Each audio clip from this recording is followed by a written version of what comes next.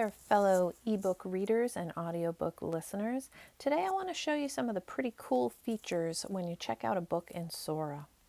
So I am going to borrow a book, and I think I will borrow The Benefits of Being an Octopus. And I just clicked borrow next to the book. It will automatically download. And here I am at the beginning of the book. Toward the bottom of the screen, there's a slider that can put me anywhere in the book that I want to be. There is also a menu. Those three lines on the upper right-hand corner are the menu. And some of the really cool things I can do are in the part of the menu called Reading Settings. So look, I can make the font way bigger if I want.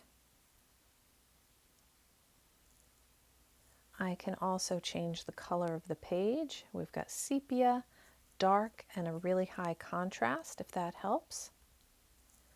Another thing you can do is change the font. And this one font that I want to point out is called Open Dyslexic. If you choose the font to that, if that is the font that works for you, it will automatically put all books in this font for you, which would make it much easier for reading, if that works for you. If you want to get back to the menu at any point, just tap in the middle of the page. The menu reappears, and you can go back to Reading Settings and change it however you want. I hope that helps. Happy reading!